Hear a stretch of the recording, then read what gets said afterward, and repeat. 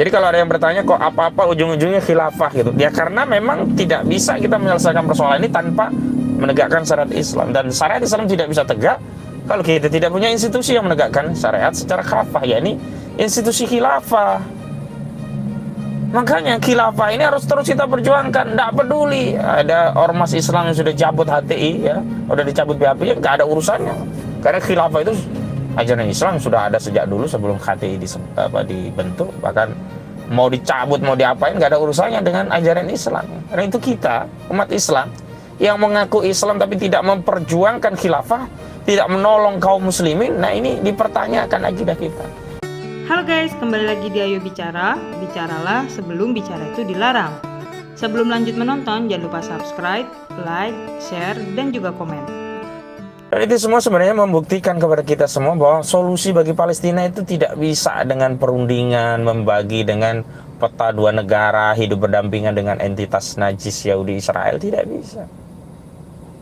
Jadi memang masalah utama Palestina itu adalah adanya kezaliman, pendudukan, penjajahan dilakukan oleh entitas najis Yahudi Israel, dan itu hanya bisa diselesaikan dengan jihad fisabilillah. Dan hari ini memang cara untuk kembali menyelamatkan saudara kita di Palestina ya memang tidak bisa tidak kecuali kita mengikuti cara-cara kakek buyut kita dahulu, pendahulu kita. Cara yang dulu pernah ditempuh oleh Umar bin Al-Khattab, cara yang dulu ditempuh oleh Salahuddin Al-Ayyubi, bukan dengan perundingan-perundingan gitu, apalagi dengan hanya kecaman-kecaman yang itu menambah sakit gitu. Kalau saya ya, antum yang hanya menonton video ini hanya mengecam, itu wajar karena kita punya hanya kecaman. Saya hanya punya mulut, saya hanya bisa konten untuk membela saudara kita di Palestina. Tapi bagaimana pengkhianatan dilakukan oleh penguasa negeri kaum muslimin hari ini? Mereka hanya bisa mengecam padahal mereka punya pasukan, punya senjata, punya berbagai kemampuan untuk bisa menghentikan. Orang-orang Israel itu tentara yang sekecil. Kalau kaum muslimin kompak itu selesai. Cuman tadi, karena mereka membangun negara karena negara konstitusi mereka tidak diikat dengan akidah Islam, akhirnya mereka terbelenggu oleh ikatan nasionalisme. Mereka hanya peduli kepada bangsanya, mereka hanya peduli pada wilayah yurisdiksinya. Mereka tidak peduli dengan kaum muslimin yang lain. Mereka tidak diikat dengan persaudaraan Islam. Karena itu mereka hanya menolong kalau satu bangsa.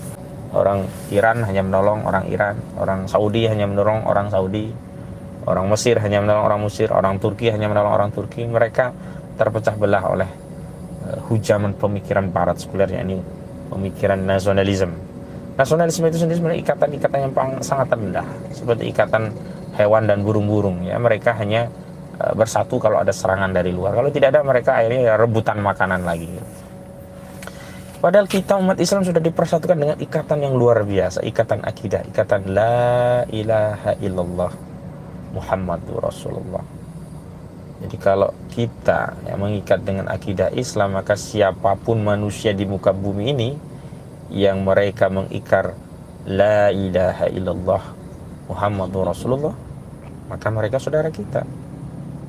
Jadi tidak peduli apapun sukunya, mau Jawa, mau Sunda, mau Batak, mau Aceh, asalkan dia berikrar la ilaha illallah Muhammadur Rasulullah, dia adalah saudara kita. Tidak peduli juga bangsanya, mau bangsa Turki, bangsa Mesir, bangsa Arya, bangsa Eropa, bangsa kulit hitam, bangsa kulit putih, bangsa negro, semuanya sepanjang mereka berikrar la ilaha illallah Muhammadur Rasulullah, maka mereka saudara kita. Dan apa sikap kita kepada saudara kita? Di antara Nabi SAW sudah menggambarkan bahwa kita itu al-muslimuna kal jasadun wahidun. Jadi kita itu kaum muslimin yang diikat dengan akidah la ilaha illallah Muhammadur Rasulullah itu seperti satu tubuh, kal jasadun wahidun. Jadi kalau satu tubuh itu, kalau ada anggota tubuh kita yang sakit, maka anggota tubuh yang lain itu akan merasakan. Nah, hari ini ketika saudara-saudara kita di Al-Quds di Palestina, ya, yang saat ini mereka mengambil tanggung jawab atas kaum muslimin untuk menjaga kiblat pertama kaum muslimin. Coba bayangkan, sebenarnya punya tanggung jawab menjaga Al-Aqsa bukan hanya saudara-saudara kita di Palestina, kita semua umat Islam. Karena Al-Aqsa itu bukan hanya milik orang-orang Palestina, tapi milik kita umat Islam. Tetapi sampai hari ini mereka lah yang menjaga Al-Aqsa. Nah, karena itu saya berulang kali mengatakan bahwa solusi terhadap permasalahan Al-Aqsa Palestina ini bukan dengan seruan kemerdekaan kepada Palestina, seruan two state ya, dua negara yang berdampingan seperti yang di-endorse oleh Amerika Serikat. Itu sama saja mengakui negara penjajah untuk menguasai wilayahnya. Tapi seruan untuk membebaskan Palestina dengan jihad.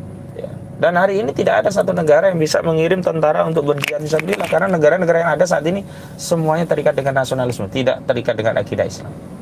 Dan satu-satunya negara yang terikat dengan akidah Islam yang punya tentara dan bisa menyerukan jihad fisabilillah untuk membebaskan saudara-saudara kaum muslimin, termasuk dalam hal ini di Palestina, di Al-Quds ini, ya hanya khilafah.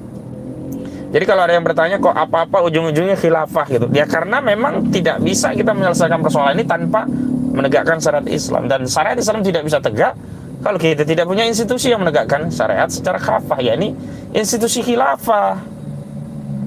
Makanya khilafah ini harus terus kita perjuangkan, tidak peduli ada ormas Islam yang sudah cabut HTI ya, sudah dicabut BHP, ya nggak ada urusannya, karena khilafah itu ajaran Islam sudah ada sejak dulu sebelum HTI dibentuk, bahkan mau dicabut mau diapain nggak ada urusannya dengan ajaran Islam. Karena itu kita umat Islam yang mengaku Islam tapi tidak memperjuangkan khilafah, tidak menolong kaum muslimin, nah ini dipertanyakan akidah kita. Kita itu tidak punya cita-cita syahid, itu dianggap kita itu punya penyakit nifak, kita munafik ya kalau kita hidup ya sebagai orang muslim tapi tidak punya cita-cita ingin jihad fi sabilillah, tidak ingin membebaskan seluruh kaum muslimin ini dari kezaliman. Nah, karena itu saat ini saya kira jangan alergi bicara khilafah, justru inilah solusi. Assalamualaikum warahmatullahi wabarakatuh, dan salam sejahtera bagi kita semua. Ya guys, bagi yang belum tahu, orang yang ada dalam video barusan itu namanya adalah Ahmad Khozinuddin, dan dia ini adalah mantan pentolan HTI ya. Kenapa saya bilang pentolan? Karena dulu sebelum organisasi HTI itu dibubarkan guys, jabatan orang ini adalah sebagai Direktur Pusat Kajian dan Bantuan Hukum di organisasi HTI tersebut. Sekilas memang tidak ada yang salah ya dengan apa yang disampaikan tadi. Dia mengatakan bahwa prihatin dengan apa yang terjadi di Palestina sana, dan kita seharusnya memberikan dukungan kepada saudara-saudara kita di Palestina. Dalam konteks ini guys, saya sangat setuju dengan apa yang disampaikan oleh Khozinuddin tersebut, dan saya pikir sikap rakyat dan pemerintah Indonesia sangat jelas ya terkait masalah ini, bahwa kita semua mengutuk keras atas semua tindakan Israel terhadap Palestina. Hanya saja guys, yang kemudian membuat saya harus mereaksi dan perlu kiranya memberikan komentar terhadap video Ahmad Khozinuddin tersebut, karena menurut dia solusi untuk menyelesaikan konflik antara Israel dan Palestina adalah dengan cara membentuk negara khilafah. Baru konflik tersebut menurut Khozinuddin bisa terselesaikan.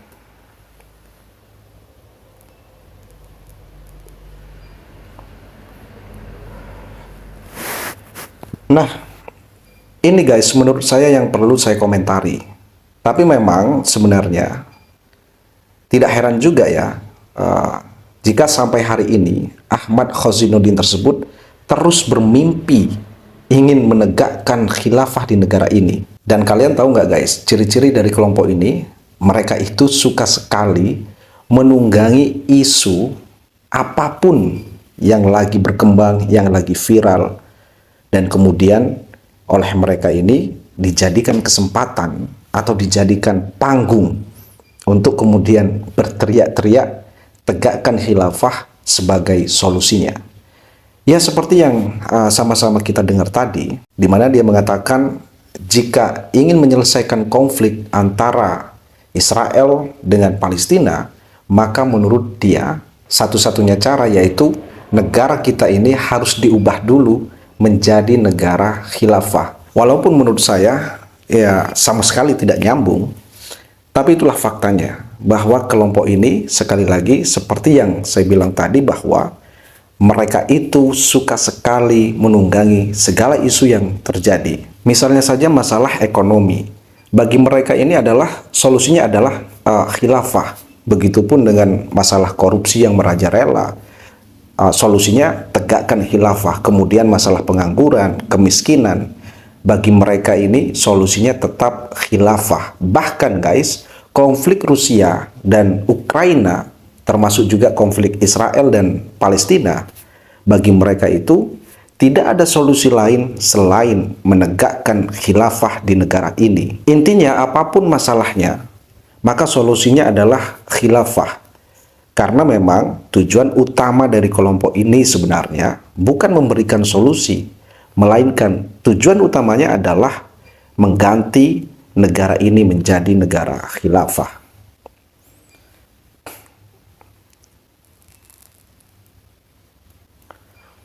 Padahal kita tahu guys, Arab Saudi saja sangat tegas kepada kelompok yang berani jualan khilafah di negaranya.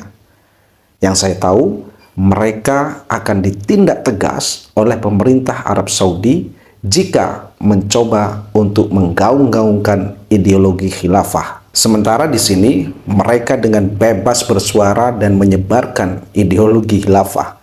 Menurut saya hal ini jangan pernah dianggap remeh guys. Ya meskipun kemungkinannya sangat kecil untuk mengubah negara ini menjadi negara khilafah. Karena saya meyakini bahwa kelompok ini juga sangat kecil kalau dibanding dengan kita, orang-orang yang menolak keras atas berdirinya negara khilafah.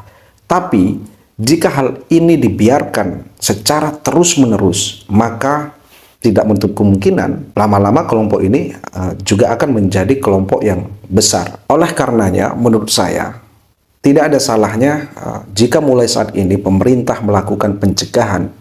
Artinya pemerintah jangan pernah kasih panggung kepada kelompok-kelompok ini sebelum semuanya terlambat. Dan bahkan ini bukan hanya menjadi tugas pemerintah saja guys, tetapi ini juga menjadi tugas kita bersama untuk kemudian mencegah atau melakukan perlawanan terhadap orang-orang yang berani untuk mengubah negara ini menjadi negara khilafah. Kalau menurut kalian bagaimana guys? Tulis di kolom komentar.